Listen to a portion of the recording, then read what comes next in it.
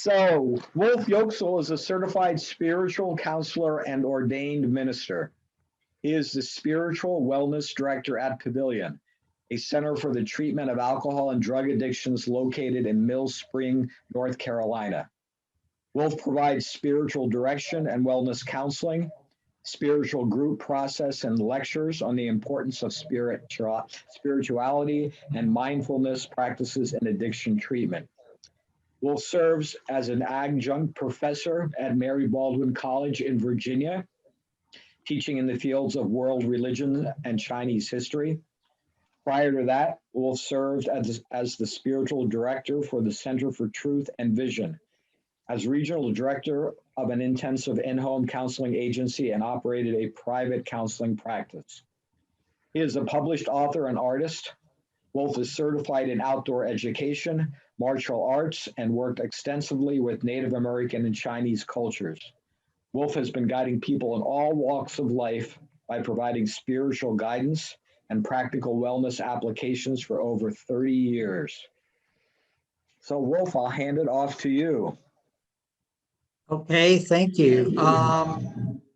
Well, one of the things before I get into, I have a slide presentation I'm going to pull up. I'm going to, it's mostly pictures, so don't feel like you're going to get bombarded by a bunch of words. And we're going to talk a little bit, it's been a rough year for everybody, I'm sure. And so we're going to look at mindfulness from a couple of different perspectives. I'm sure everybody's had some time to talk about mindfulness and have been practicing that or been trained in it or whatever. It's pretty common practice now.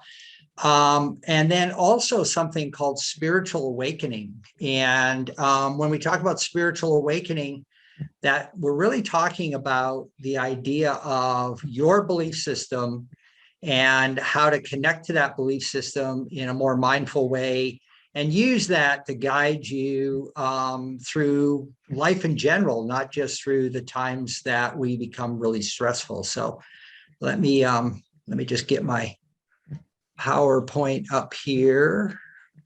Hold on a minute, I gotta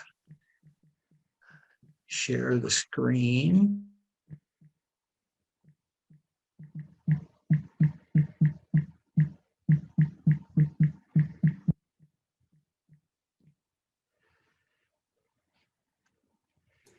I'm sorry, Wolf. I think I muted you by accident. Just unmute yourself.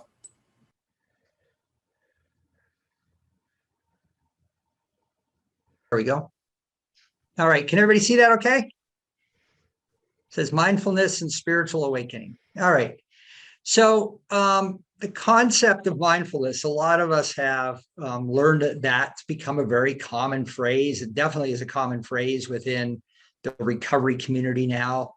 And it's really about learning how to be in the moment. So, there's meditation practices and that, but it really has to do with how do you find yourself bringing yourself back to the present moment.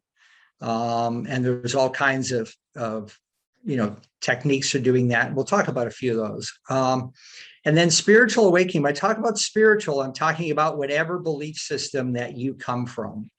There's no one particular thing. So your own personal spirituality is what you connect with.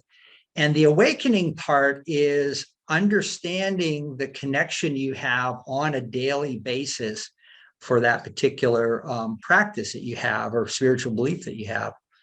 Let me see if I can get why is my PowerPoint not? There we go. So if you practice compassion, and it doesn't include yourself, it's not complete. And this is one of the things about practicing compassion, mindfulness, spiritual awakening, all that sort of stuff is we have to take care of ourselves, especially in the field of healthcare. And one of the big things, almost every spiritual practice talks about love and compassion. And a lot of times we're really good at giving that away. Unfortunately, we're not as good at taking care and giving it to ourselves, loving ourselves, being compassionate to ourselves, and and really taking the time that we need to say, okay, I'm starting to get a little burnt. I need to be compassionate to myself. I need to slow down. I need to go get a massage. I need to go for a walk, whatever that is, whatever tools you have. And burnout really comes from this lack of compassion towards yourself. The other thing is I haven't met anybody. So I work in the recovery field of drug and alcohol addiction, but I haven't met anybody that isn't recovering from something nowadays. Illness, separation, death in the family, death with friends, things like that. We all are struggling to sort of survive. And especially the last year, it's even more so.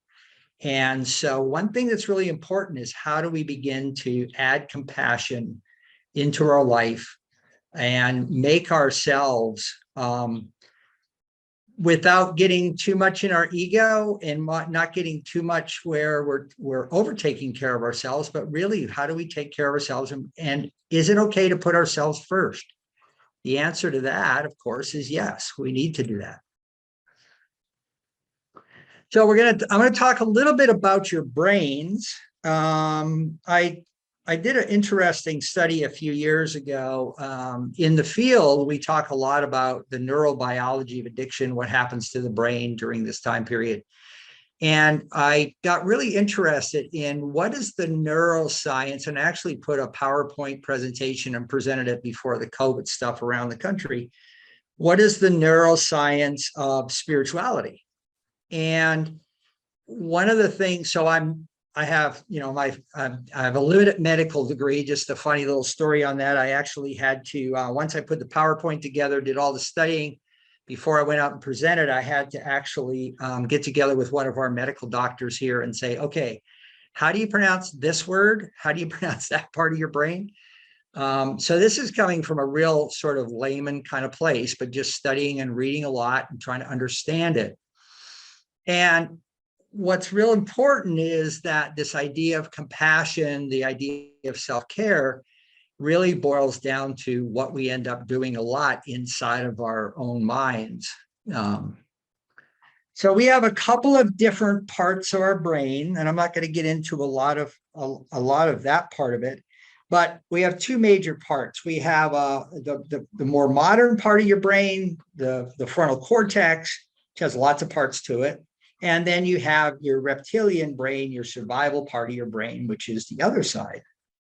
And what happens when we get stressed, and this obviously happens in craving and active addiction and everything, is that everything begins to move. So if you have trauma, you have stress, you're dealing with any of that sort of stuff, everything in your brain begins to move into what's called the fight-flight response, which is the primal part of the brain, which is your amygdala. And believe it or not, it's more like, even though everything's going in there, it's like your amygdala is actually on fire. And the science and the medical research shows that when that starts to happen and you go into this fight-flight response and your mind kind of closes up to try to survive, is that the frontal cortex begins to shut down. There's even actually less blood flow to the frontal cortex when your amygdala is totally fired up, like in active addiction stuff. So what does the frontal cortex do? Well, the frontal cortex helps us problem solve, helps us how we view the world, how we view ourselves, how we have a spiritual experience, how we make decisions. All of these things happen in that frontal cortex.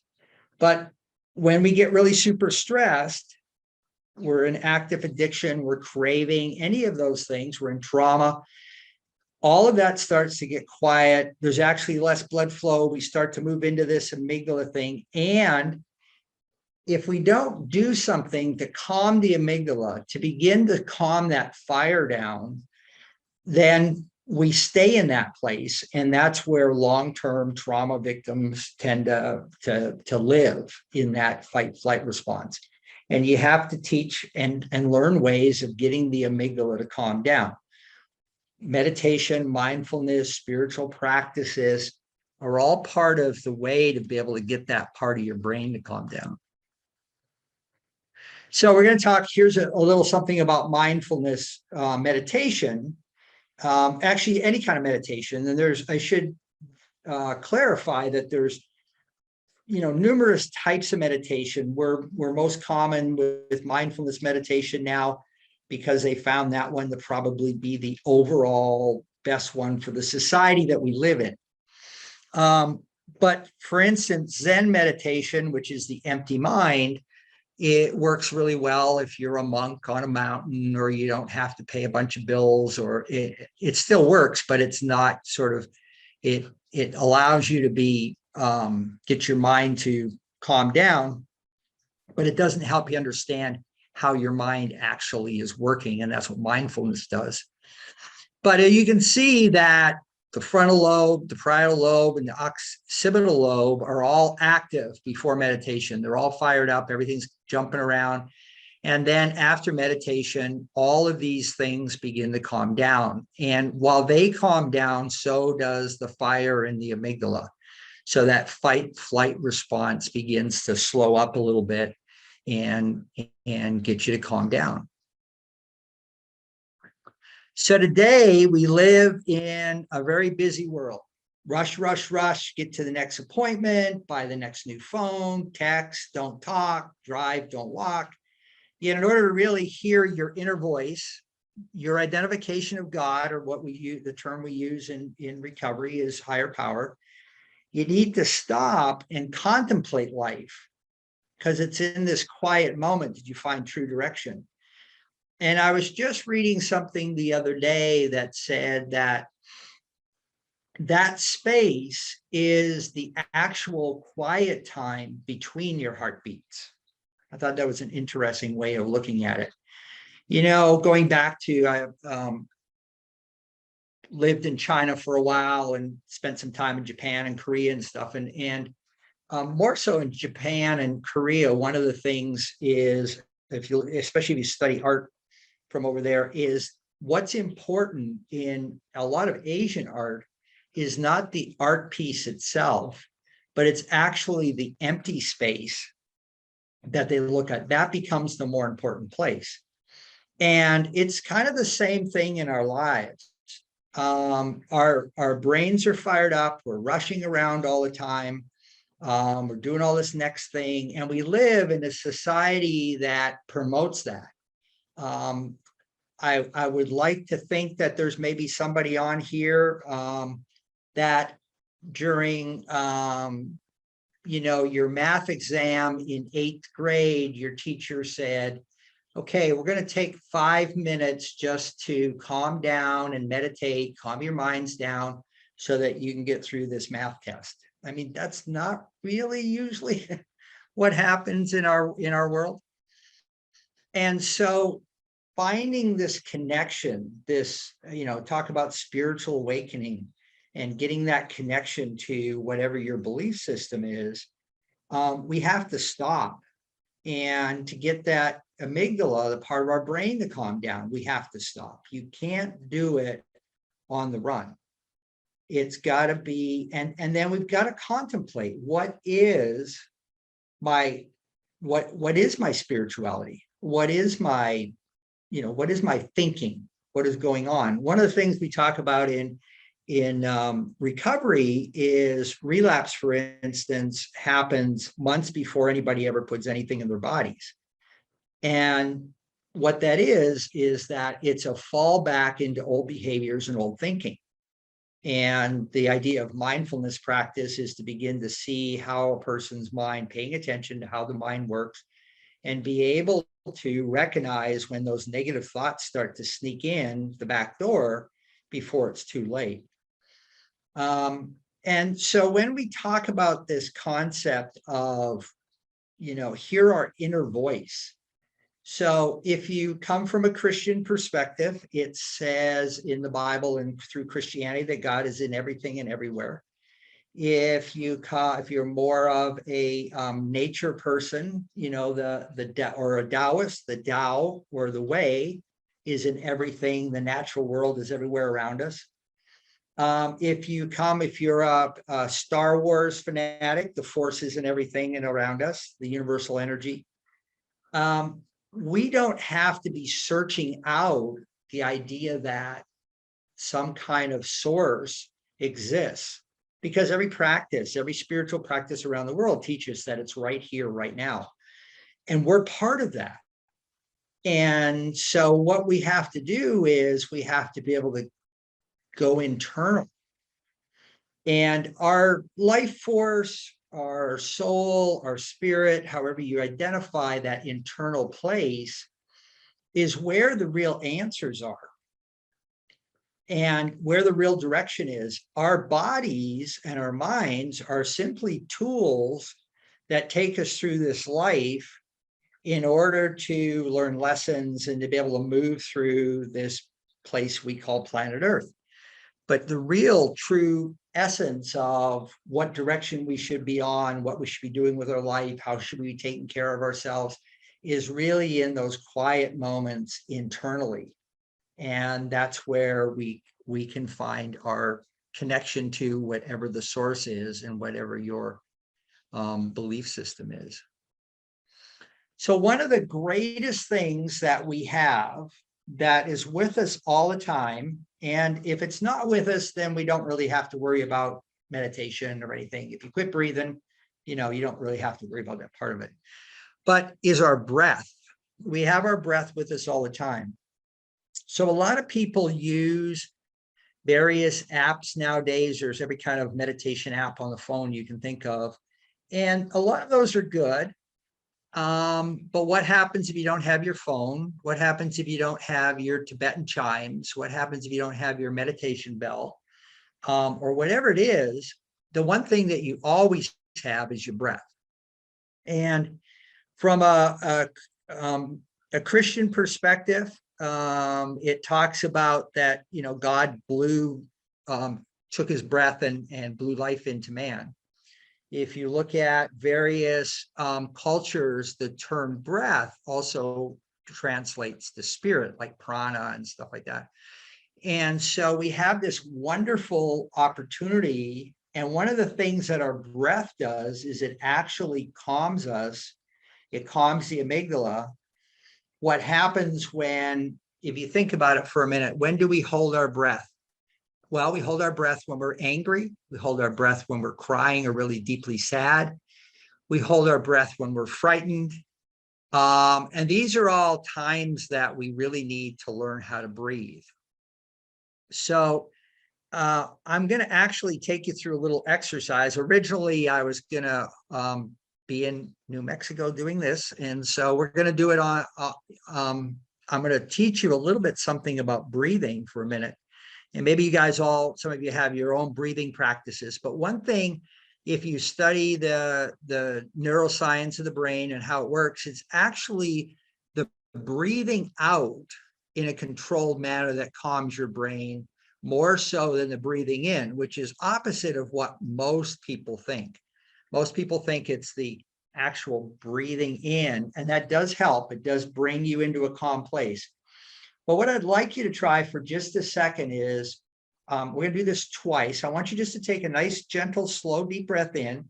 And then when you let it out, I want you to make the sound ha. So I'll just give a demonstration here for a minute. Hopefully you can hear me.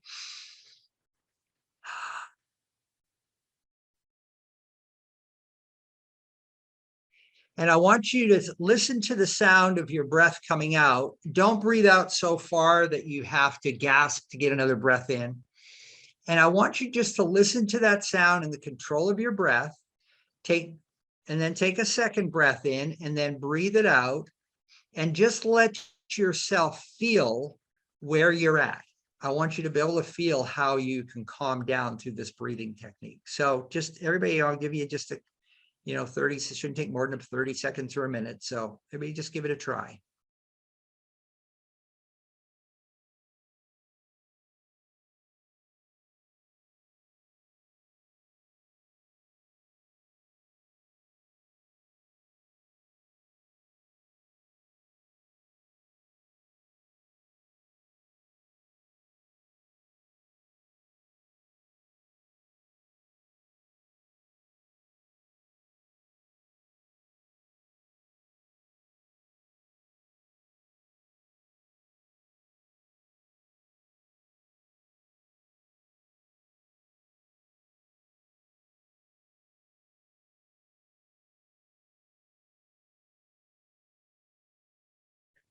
So I'm hoping everybody can just take a minute and feel how you're feeling about that, how internally you're feeling. You should feel that this calmness comes over your mind. It's actually that controlled breathing out that gets you to calm that amygdala down and breathe in. A lot of times, if you think about it, we hyperventilate, which is breathing deep in and short breaths out. If you go to other countries like India, Japan, China, Korea, any of those Asian countries, and you study anything, meditation practice, yoga, martial arts, or anything, the very first thing, so I studied some of that over there, and the very first thing that they told me is, I don't know how to breathe. People in the West don't know how to breathe. We're shallow breathers, and it's actually that allows you to calm down. And so allowing to use your breath to get yourself to calm down and be more mindful in the present moment. Any questions so far on that part of it? All right. So the present moment is the only moment available to us, and it is the door to all moments. So I don't know if all of you know who Thich Nhat Hanh is. He died a couple of years ago. He was a Vietnamese monk that came to America and really brought the concept of mindfulness to America and to the forefront. And he has a wonderful book. I have some books listed at the end of this, but he has a wonderful book called Happiness. And it doesn't say much about mindfulness on the cover, but it's probably the easiest little book to follow if you're trying to learn how to practice more concepts of mindfulness. He talks about breathing. He talks about meditation. He talks about going for a mindful walk. He talks about getting up mindfully, going to bed mindfully. It was funny, when he wrote the book, he talked about answering the phone mindfully. And I believe when he wrote the book, he didn't have a cell phone. So there's kind of a funny little section in there. But one of the things about this idea of being really present in the moment, there's a saying that when we worry about the past, we can become depressed. When we worry about the future, it causes us anxiety. And the reality is, the only moment you have control over in your life is the moment you're in right now. There's no guarantees about the next moment. There's no guarantees when you take a breath that 2 minutes later, you're going to be able to take another breath. There's, we all hope so. When you go to bed at night, there's no guarantees you're going to wake up tomorrow morning. We hope so. And we should be present to those moments and understand that when I'm living totally in this moment, that's what I have control over, and I can be calm in that. I don't have to let whatever it is. If I take and make plans to go up tomorrow morning and climb up a mountain and see the sunrise, and I rush up, get up early, rush up the mountain, get to the top, and it's cloudy, then I'm disappointed and I'm upset. And sometimes I'm mad at the clouds, I'm mad at God, I'm mad at the universe or whatever. And in reality, the only person that set that up to be disappointed was me. But if I take my time and I go, okay, I'm going to go on a journey to hopefully see the sunrise, but I'm going to take my time. And while I'm going, I'm going to pay attention to the moments of each step. I'm going to pay attention to the little lizards that are waking up in the morning, or the birds that are waking up, or whatever's going on. And if I get to the top of the mountain and it is cloudy, then I enjoy the clouds. I've enjoyed the trip up. I'm not disappointed. Something that I teach all the time is that when we set an expectation up, we give ourselves a 50% chance of being disappointed. And we're the only ones doing that. We give ourselves a 50% chance, because when I set an expectation, if it doesn't go right, then I'm disappointed. And So part of being mindful is understanding that this is the only moment I have, and what's in this moment. This moment, this door to this moment could have, right now, I have you guys off screen because I've got the PowerPoint in front, but if I click on the screen and pull it up and all of a sudden in this moment, I have all these people I've never met before. That's a beautiful moment. That's a door to faces I've never seen before. We tend to go with rushing through life and missing those moments. And that's where our spiritual awakening really begins to transform, is you meet your higher power, you meet your source in the moment. And a lot of practices, spiritual practices around the world, just not in this country, but they think about this idea of a spiritual practice as something they do on a certain day, a certain time period, instead of incorporating it into every moment of the daily life and getting through life with this connection. Oops, let me go back here.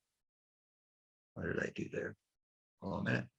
Mindfulness means paying attention in a particular way on purpose in the present moment and non-judgmentally. So this paying attention in a particular way, what does that mean? Well, it's paying attention to the moment with using all the gifts that you have gotten, which is all your senses. When I'm paying attention to this particular moment, what am I smelling? What am I seeing? What are the colors I'm seeing? What do I hear? Maybe what do I feel? Do I feel a breeze and blowing across my face or whatever? It's paying attention using all your senses in this particular moment. So I create a purpose of being in the moment. I create a purpose. One of the things that I started talking about a year ago when we had the COVID stuff, and we all here at work, we've all had to wear masks and everything. And one of the things I realized is that people needed to start learning how to smile with their eyes. And I consciously began to try to teach, how do you smile with your eyes?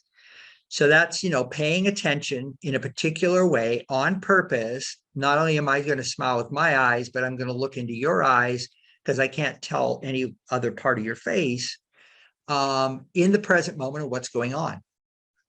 The non-judgmental part is stepping back from just allowing yourself to be in the moment and realizing that this is the moment that I have. And it's not good. It's not bad. It just is in this moment.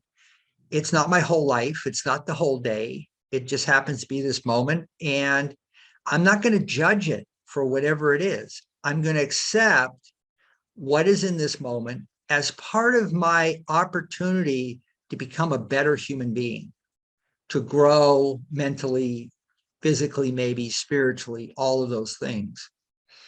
And so it's allowing yourself to be able to step into that.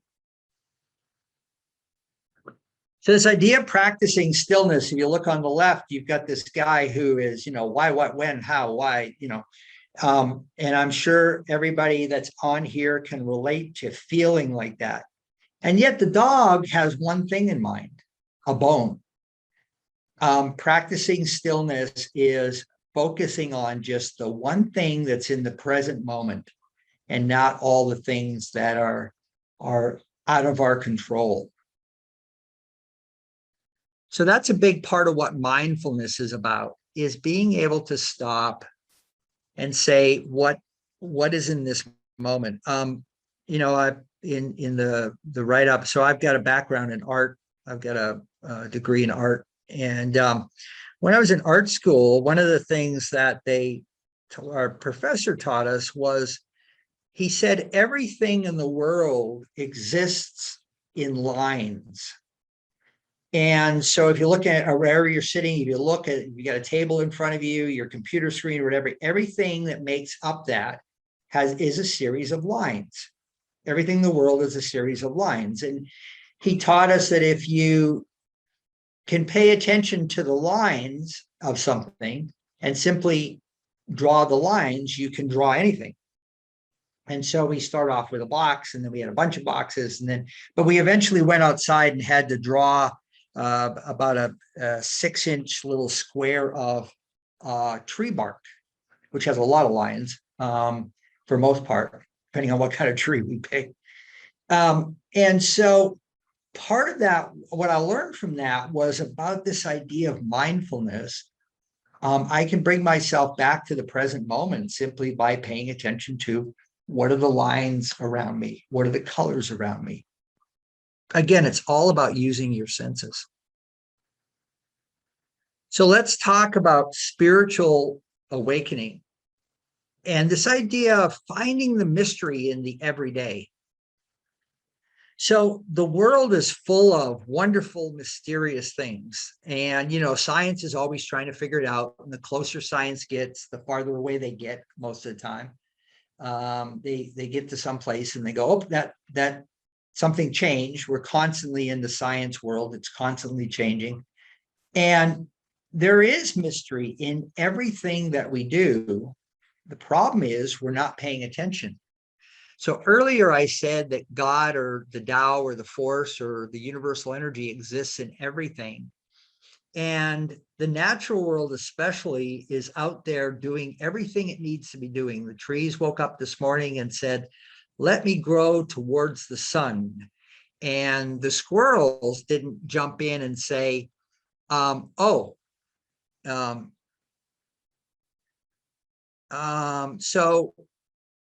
I thought Thich Nhat Hanh died like 2 years ago. Somebody made a reference. They said he's 94. I'd gotten a message that he had passed. I might be wrong. Thank you for correcting me if I am.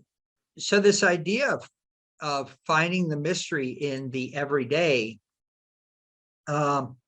is being present to it. So the squirrels didn't get up this morning and go, should we go to Walmart or Target? The fish didn't say, what direction are we going to swim today? Everything in the universe, everything in the natural world, except for human beings, kind of know what they're supposed to be doing. And everything exists right there in front of us. And the mystery in the everyday is the concept of becoming aware of what is in the present moment. Like, what is the dragonfly? Do we stop and pay attention to the dragonfly? If any of you have never watched this, I would recommend at some point that you pull up a YouTube video of the birth of a dragonfly.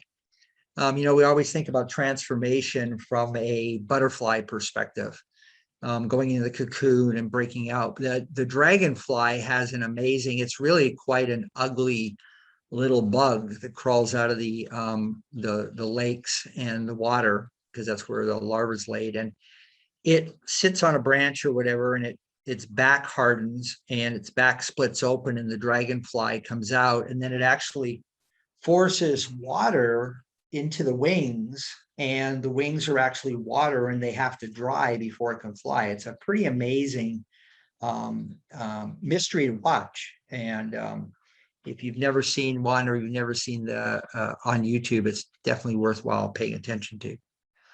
So finding the mystery in the everyday is how we start to become spiritually awake. We pay attention to what is right in front of us.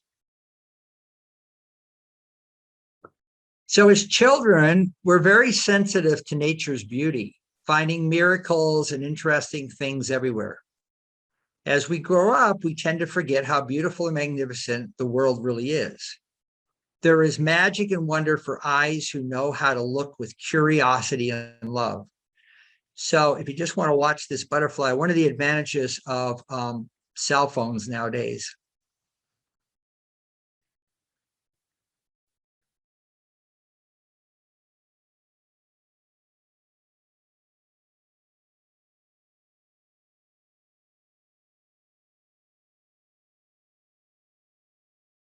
Now we're not going to probably with our naked eye be able to catch that slow motion and the beauty of those colors in the butterfly. We'll catch parts of it, but children just, they live fully in the moment, and we have so much we can learn. And when we get to be adults, it's all about getting to the next interview, getting to the next whatever, getting to the next job done. And, one of the things that one of my elders told me one time, so I grew up with Native elders. And one of the things that they told me is that you only have one life. And depending on what you do with that depends on how much you kind of get out of it. And as I've gotten older and done my own work, one of the things that I've noticed is as I've slowed down, I've noticed that there is beauty in everything, and starting to look at things through a more sensitive eye, imaginative eye, and really seeing how magnificent the world is. Even, when we were going through, and some of us, there's still a lot going through the COVID piece, being able to find the goodness and those magical moments was what helped. I know for me personally and my family, it's what held us, those little places, and some of the people that I work with, how we held that together. So it helped. Whoop, trying to switch. So the first step to creating magic or miracles, and I like the word magic just because I think it's fun, in our life is to believe in the unbelievable, something greater than us, to allow our imagination to expand. We then can become the co-creators of our own existence, and anything and everything becomes possible. So the first step in creating this thing is that we have to believe. Any spiritual practice is the idea that we're trying to believe in the fact that something greater than us exists, and yet we don't see it. And so we have to allow our imaginations to expand. We grew up with great imaginations, and some of you, we played different games where it was all imaginative. Nowadays, with all the computer stuff, our imaginations have lessened to some extent over the fact that we can make it happen. We can see things. We don't make things we don't imagine things anymore. They just kind of pop up in front of us and on the screens. And especially with the new technology around movies and shows and YouTube and everything. And yet we're missing so much of this of believing in the unbelievable and going back out. I just started going back and reading. So I'm going to be 65, and no, I'm not crazy, but I just started going back and reading some things like Alice in Wonderland. And there's a great show that I watched on, so this was a TV show on Netflix called Anne with an E, about Anna Green Gables, but it's kind of a more modern version of it. But this idea of letting your imagination open up. Don't be afraid to believe in or let yourself imagine that anything can be possible, because then you start becoming a co-creator of your own existence. And what I mean by that is that you start co-creating your life with your spirituality, whatever that is, however you connect, your own source. One of the ways that we do that is through ritual. Ritual is the pitch through which the personal and collective voices of our longing and creativity are extended to the unseen dimensions of life, beyond our conscious minds and into the realms of nature and spirit. We are ritualistic people. And one of the things that we do, we brush our teeth, that's a ritual. We, certain ways that we get dressed might be a ritual. We have all these rituals, and spiritual ritual does not need to be complicated. It's intention that's behind it that opens you up and allows you to start to have this connection to what's unconscious in your mind and the realms of nature and spirit. Something as simple as, instead of rushing around, getting ready for work, drinking your cup of coffee, taking and getting up 15 minutes early and going outside and sitting and just listening to the world waking up with your cup of coffee, listening to the birds start to wake up, connecting that way. It can be very simple. That's one of the things when I lived in some of the Asian countries that I learned was, and even with the native, I lived on a couple of native reservations, and that's what I learned about the idea of ritual is that it needed to be, it could be very simple. It didn't have to be complicated. Now, I grew up Catholic. I know what complicated ritual can be like. And so it became different. I don't know. So one ritual, I don't know if everybody's familiar with this, is smudging. It's kind of a term that is pretty common nowadays. It's called in Native tradition, it's called a purification ceremony. One of the things is that they, from a spiritual standpoint, they know that burning certain types of incense actually clears energy that's around you, negative energy. One of the in the science now, they have done enough research and discovered that certain scents actually changes the chemistry of your brain. And that's where essential oils has become part of integrative medicine in the medical field now, identified. And one of the things about this idea of burning, so smudging is kind of a term that we use in this country and in South America. It's called smoking a person or smoking a building in Australia. They use, so on the bottom there, you've got some cedar, some Palo Santo from South America, some sage, the abalone shell and feather, just to kind of fan. But the burning of some kind of incense, they do that in Asian countries, they burn incense. South America, they use Palo Santo or copal. In Australia, they use eucalyptus or a plant called emu. It's very well known in native cultures around the world in being able to just, and you can smudge. I've smudged people that have absolutely no belief that it would even work, and they feel better and more calm. And by the way, if you're interested and you're not sure this is something new for you, people always say, well, where do you find that stuff? Well, nowadays it's become so popular. You just put in smudging and AmazonPrime.com.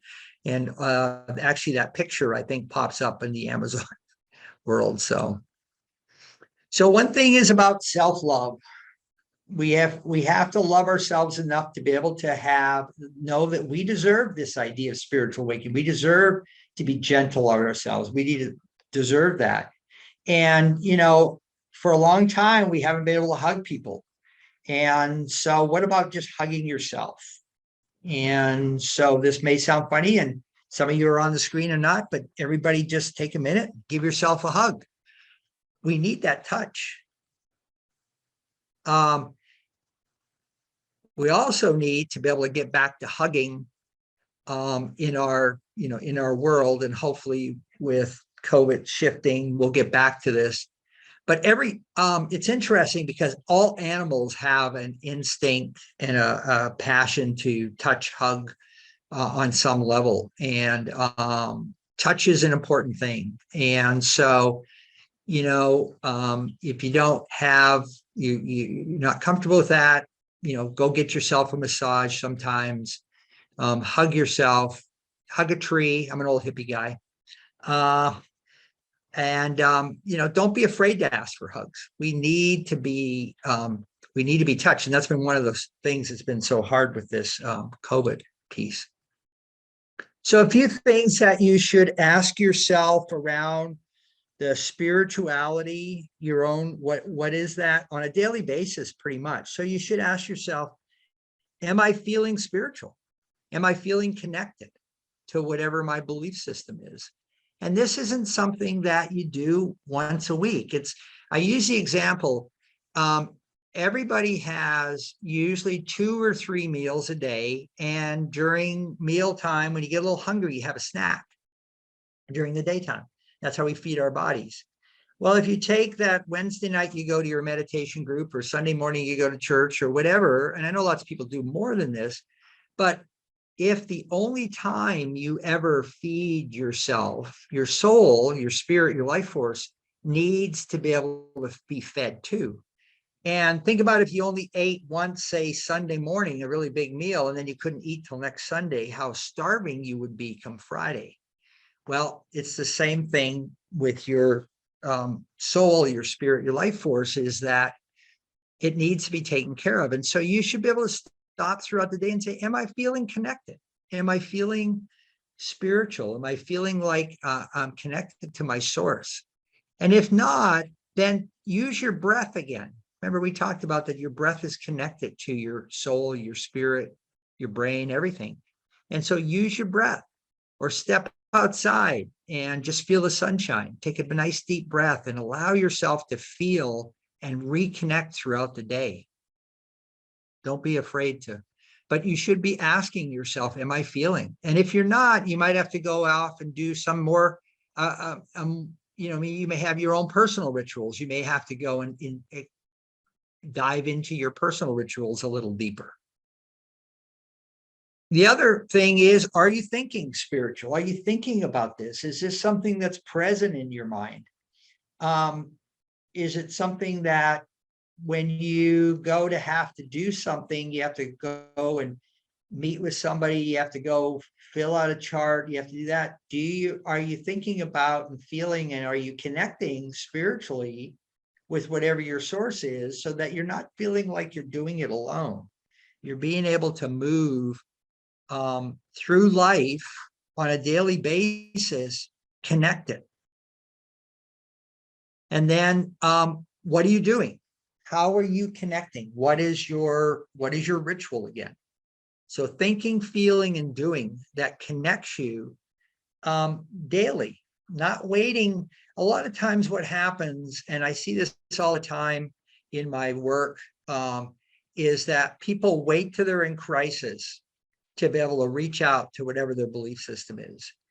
And I talk about the idea of co-creating life with your spirituality, with your higher power, your source.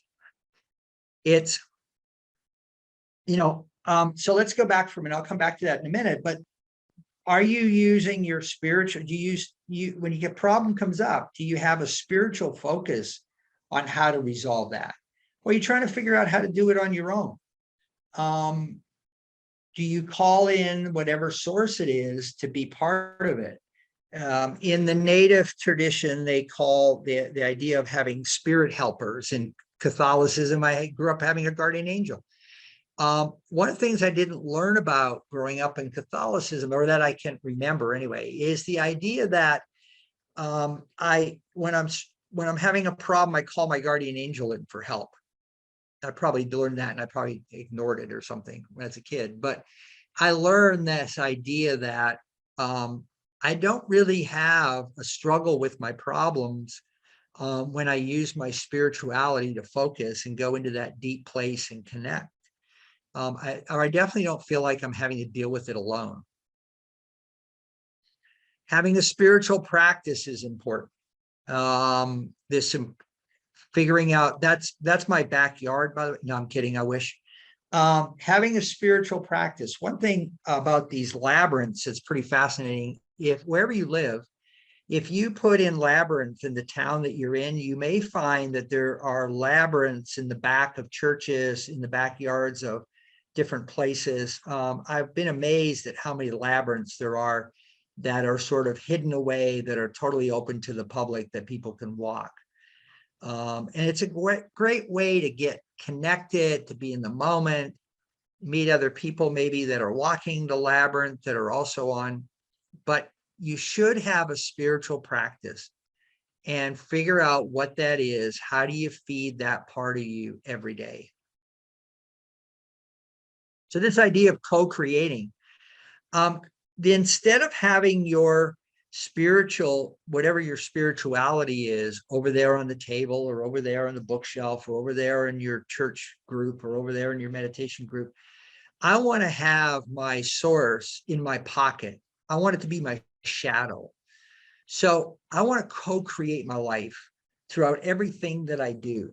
If I've got to go if I'm stuck, I've got to have a meeting with one of the patients here, I always connect first with my spiritual belief, my source, so that I'm not in here doing the work alone with my patients. If I have a big meeting, I connect beforehand and go in not having. Right before I came up here to set this up and get you started. We have a waterfall on the property here where I work. I went down and made an offering and made prayers and asked that my sources were with me here today while we were talking. You don't ever feel alone. You feel like you can get through stuff, and inspiration and information comes through that you totally don't expect sometimes. So we all have a true purpose in life, and a lot of us don't struggle with what that is. And again, in that quiet moment, that summoning in between your heartbeats is your true purpose. Why are we walking around this planet anyway? And what is our purpose? Obviously, it's to grow as a being. And what is our purpose? How do we give away the gifts that we have in a good way? We all have a purpose. There's a reason that we were created. And it's a matter of searching for that in those quiet moments and then trying to live that purpose. It might be your job, it might not, but living that purpose of what that is. We have to spend time feeding our souls. One thing that's really important is that, again, this emptiness, again, if you don't feed your soul, you only feed your soul once a week, you're going to be starving. And that's when that's when the amygdala gets fired up. That's when you're stressed. That's when you start having breakdowns. That's when people with addiction start to struggle with cravings and use again, relapse stuff. And so it's really important that we're constantly looking at, how do I feed my soul? And everybody does that differently. And it should be multiple things. And you should have kind of a list. So these are just a few things. So you've got yoga, you've got Tai Chi, and you've got dancing. And these are three particular movements that feed people's souls and their bodies, and they're super healthy. Now, you can have painting, you can have photography, you can have walking your dog. There could be lots of things, but you should know what your connection is and how you feed your own soul and what that looks like for you. One thing that's really important is being able to let go of the things that you don't need. Oh,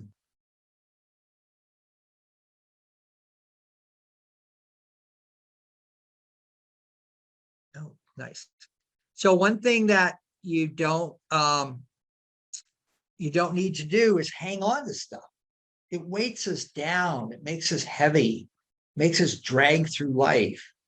And so how do you let go? Well, there's some, there's the old therapeutic thing where you take a bat and you beat on a pillow. You got to remember that emotion is energy. And deep emotion is stuck energy in your body. So what happens when I'm really angry and I wind up and I scream and yell and I punch a hole in my wall and I feel better? Do I feel better because I have a hole in the wall? No, it's because I've let go of the energy that's been built up inside. So if you can think of, okay, this emotional place, this buildup of emotion that I have is stuck energy in motion, okay? Then how do I get it out? So writing something down is getting out. Speaking it is getting out. Action, you can get some rocks and write them, get them Sharpie and write them on it and throw it away. You can write stuff and do a ritual where you burn the paper.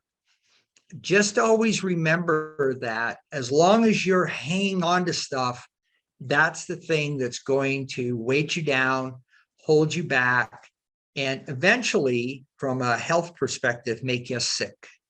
And it's the stuff that we hold in that really makes us sick. So think about the fact that everything in the world is made up of energy. And this goes back to just quantum physics. We know that the world is made up of energy now. And I am interacting with energy. When I interact with another person, I'm interacting with energy between two people. When I'm moving through my office, there's energy in my office. If I create a negative energy in my office, if I'm angry and I stomp around in here and then I bring a patient in, that patient is going to feel my anger. I worked with adolescents for male adolescents for a number of years. And one of the things I used to do was I would have the boys sit in a circle, and I would leave one outside, and I would say, okay, now what I want you to do is sit here for 5 minutes, and I want you to think of the thing that makes you the angriest the most. They were all that was the easiest place to take them. And they'd sit there for about 5 minutes just quietly. And then I would say, okay, now don't say anything. And I'd bring the other young man in and have him sit there and say, no, just sit here quietly for 5 minutes. And I would ask him how he would feel. About 99% of the time, he would just tell the response was, I'm starting to feel angry. That's because he was sitting in a bunch of energy of these other young men that had created this energy of anger simply by thinking about it. So if you can understand that everything is energy, our thoughts are energy, our intentions are energy, what we speak is energy, our movement is energy, and start to look at the world as this, and how do you interact with the energy that's around you?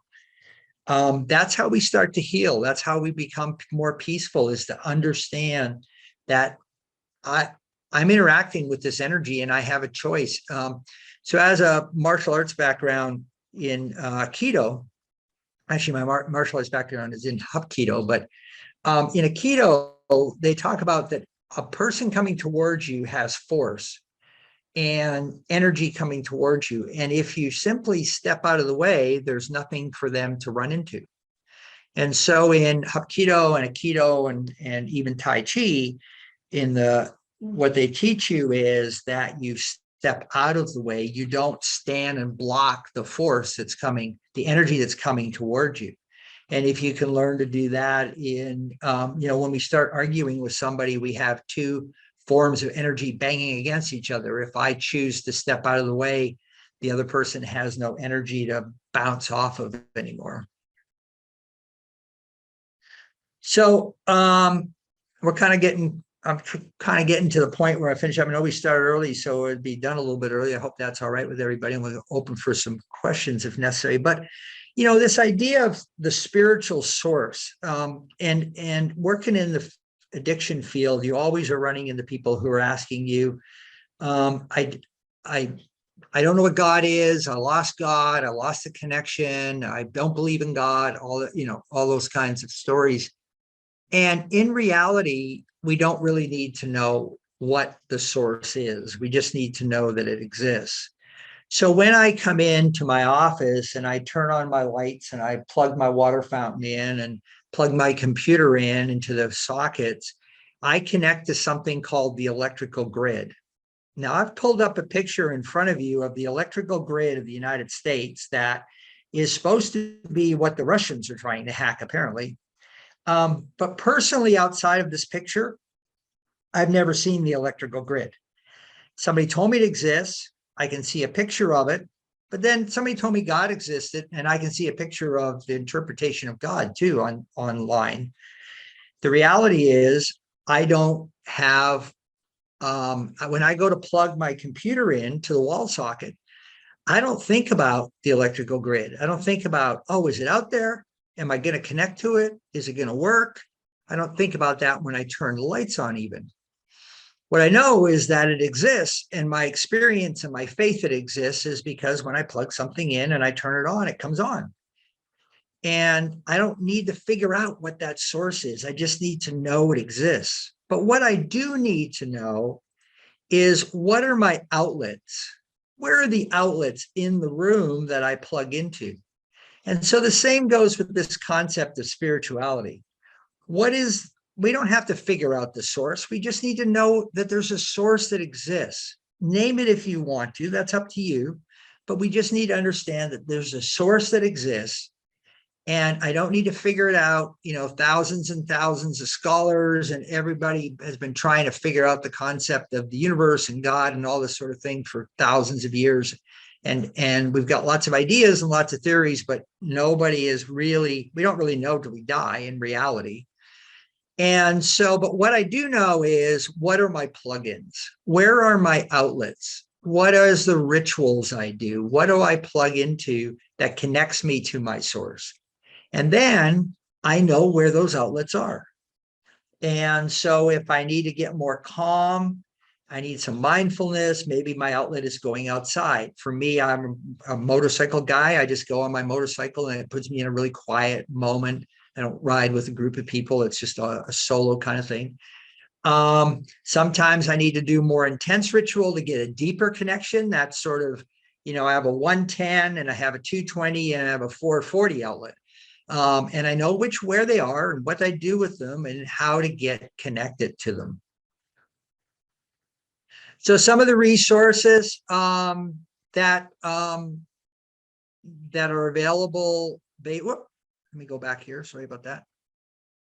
So Happiness by Thich Nhat Hanh, The Power of Now, which is a great, The Power of Now, if you've never read it, it's a little bit on the heady intellectual side.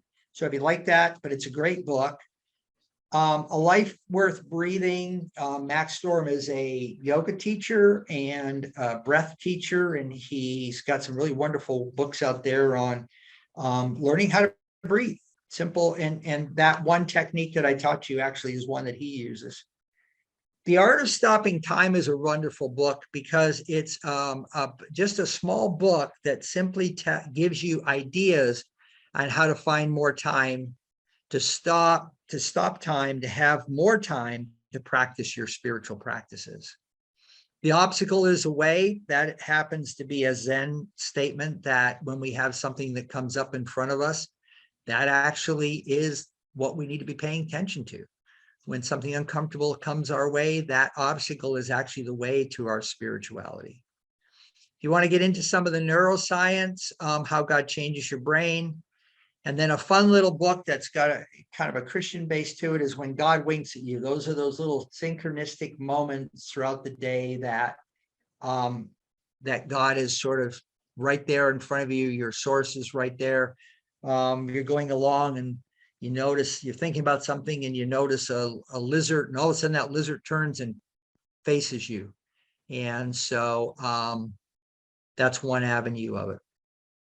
So I'm just gonna kind of stop talking there. And if anybody has any questions or comments that I can help with, it's really about taking care of yourself, Hey, thanks, Wolf. That was great. It made me realize I have a lot of work to do on myself. So, but today's the day to start, right? Right.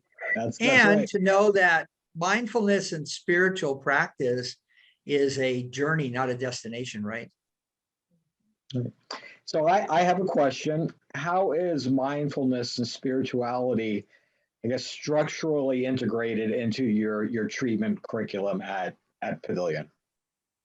So we have a really strong, we have a lot of treatment programs don't have a dedicated department to spirituality and mindfulness. They maybe bring somebody on the outside.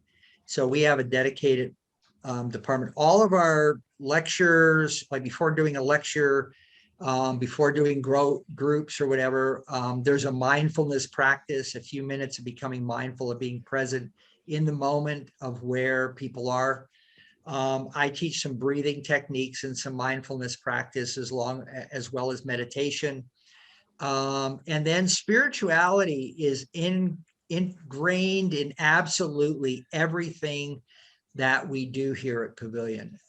It's tied into all the lectures.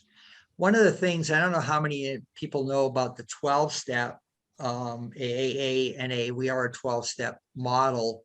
But one of the things is that step one is that you have a problem. It could be anything. Step 2 and 3 is that you have a source and you trust that source and let that source interact with you. That's your spiritual kind of foundation. Everything else after that, if you look at the steps, is about learning how to be a human being. Character defects, making amends, all those things is about learning how to be a human being.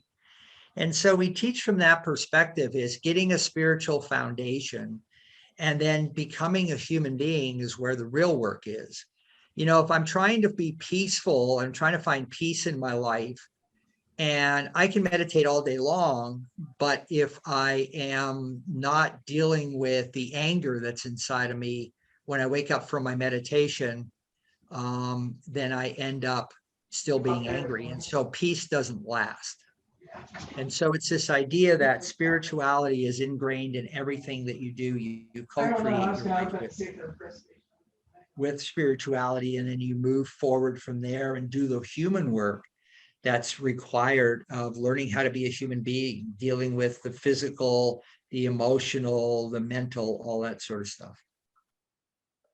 So when you say source, are you referring to a higher power or So one of the things, problem solving methods no, and structures? Like, go ahead. so one of the things when I talk about, so the concept of a higher power, everybody, people say, well, how do you deal with the atheists? Well, atheists don't believe in God, but I've never met anybody that doesn't believe in something greater than themselves. And it's figuring out what is greater than yourself. And so if I have a big rock in the room and I have a group of people and I ask them how to help me move the rock, then that's a source. And so it can be multiple sources. If I go outside and meditate and I get clarity on how to move the rock, that's a source. If I pray to God on how to move the rock and I happen to open a book and it says, here's how you build a pulley system, and God has shown me that way. So you can have multiple sources. Everybody has something greater than themselves, and it's learning what those are and then being able to tap into those and being able to connect to guide you through the journey. And when we struggle, to be able to connect to. So when I talk about the source, I use the term source because we have people that are atheists, we have Baptists, we have Catholics, we have Jewish people, we have Hindus, we have everybody from all walks of life that come to treatment here. And so it's what you believe that your source is, what that connection is. So higher power is another term.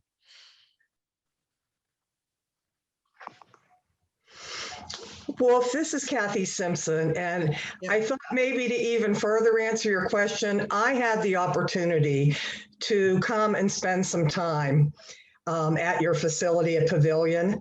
And one of the things that impressed me the most was that your team permitted me to come into treatment team. And you all opened with a reading from a Native American book, just a spirituality reading, before you even started talking about clients or anything. It was like the whole team just sort of centered themselves. And this was 8 o'clock in the morning. And then the other part, I thought if you would talk about how you incorporated, I recall the weather wasn't good when I was there, but they walked me down where you sort of have a lake and you have like a spiritual garden or a spiritual walk where the clients or the participants or the patients can go and do some spiritual work. Could you share a little bit about that? So sure, a couple of things. One is that we always start off our team meetings in the morning, which is the first thing that we all come together with a reading, with some kind of a spiritual reading, or if somebody doesn't have a reading, then we'll do a minute of quiet meditation time, focus. So what we try to do is what we teach the patients, we try to do as a staff here. And then what you're talking about is that's actually a labyrinth. That's sort of my baby. I designed that and had facilities put it together. It's a little bit different, a labyrinth. It's a labyrinth that comes out of a French church. So it's not totally spiral. It's got a different walk. And we take people down there. We teach them to walk the labyrinth, to set an intention, to be aware. And then when people are struggling to connect to their higher power, sometimes they're struggling to have to make a decision, say maybe an aftercare decision or something. We use that as a tool and have them go down and walk the labyrinth in a very mindful kind of way and let go. And a lot of times what they talk about is on the way out, the light bulb goes off. And one thing about labyrinths, we could do a whole thing on labyrinths. We don't have time, but the science, so labyrinths are really ancient, but and that's not a maze, by the way, if everybody doesn't know that. A maze, you come to a wall, you have to make a decision. A labyrinth, you're spiraling in and spiraling back out somehow with no decisions. And what they found is that it actually, when you walk a labyrinth, it begins to trigger both sides of your brain. And it calms your brain down and it allows that intuitive side of yourself to sort of come forth. And so a lot of times people get really clear answers about stuff. Now, here's a funny thing about the labyrinth. People will walk a labyrinth, they'll get clarity about something, and 2 hours later, they're knocking on my door and they've talked themselves out of whatever it is they got while they walk through the labyrinth. And that's what we do. We take this intuitive place that we have in our hearts where the information is, and we get it up into our minds, and we get to scramble it all around. And we sometimes get ourselves into trouble that way. So, but yeah, that's the labyrinth. It's got it's built around, it's got some flowers and gardens and stuff. Thank you so much. And I want to thank you for reminding us to treat ourselves with as much passion and compassion as we do others. I think this is the year to really care for the caregivers, that we need to care for each other. And I want to thank you for closing out our conference. Just on a really high note, and also that Pavilion donated your time to NOAP to come, your valuable time to come and share with us. And I'm just really grateful for that. Thank you so much. And thank you to Barb and the rest of the team at Pavilion. Thanks. Yeah, glad to do it. Hey, Wolf, I have, I guess, maybe one final question, unless somebody else has another question. And you may not have an answer to this. This might catch you off guard a little bit. I don't know, but you talked about Native American culture and Asian culture and other cultures kind of folding into this conversation. And I'll make an assumption that you're aware of the nuts and bolts of regulatory monitoring. And are there any stark or significant, I guess, conflicts between what we do? This is, the kind of a one size fits all monitoring program, and different cultures and different beliefs. So one of the things, so two things. One, so we deal with monitoring both nurses and doctors and lawyers, and we have a professional program from that perspective. And one of the things, a lot of the monitoring programs will stipulate that it needs to be AA or NA, and as the model of recovery. And there's some Buddhist model recovery out there, refuge recovery, Dharma recovery. And a lot of times the monitoring agencies won't accept those as a good practice. They don't have enough sort of time with them. And so a lot of times we have to sort of suggest, well, you have to do some AA to meet your monitoring. But if you're trying to follow Buddhism, what I try to work with is helping them let go of the language that they struggle with. And usually that's a big part of it. They're struggling with the language of the AA or NA program. So that's part of it. The other thing is, there's lots of bits and pieces of the practices of different cultures that work. But you have to also understand that, if so I don't want to get into, but I spent some time with the Dalai Lama in a private, so there was 20 of us that were teaching Buddhism at the time. And at the very end of it, he said, we spent 5 days together, and we were studying a 14th century Buddhist text. But at the very end of it, he said, all of you can go out and take aspects of Tibetan Buddhism and practice them. And it's a really good way to live and be mindful. But I want you to understand that you will never be a Tibetan Buddhist because you didn't grow up in Tibet. And I had native elders sort of say the same thing. So one thing that's important, we can incorporate some of this stuff, but understand that we also have to get part of our soul, our inner self, our life force comes from our own cultures. And so being able to incorporate some of that stuff to find where you can use it, but also to do a little research into what is your heritage, what is your spiritual heritage from a deeper level, and trying to learn some of that stuff. But the biggest thing with the monitoring, a lot of monitoring programs don't look at the spiritual part of the program. Unfortunately, spirituality has dropped way down over the last 5 years. Lots of treatment programs around the country had big spiritual programs that now have very little or none And because they've become, in order to survive, they become insurance driven. And so that's one of the first things that goes. So, did that answer? Yeah, thank you very Question, John? much. Thank you very much. All right, last chance for questions for Wolf. Any final questions? All right, thanks again, Wolf. We really appreciate it. Thank Thanks. you. All right. And Enjoyed being with y'all.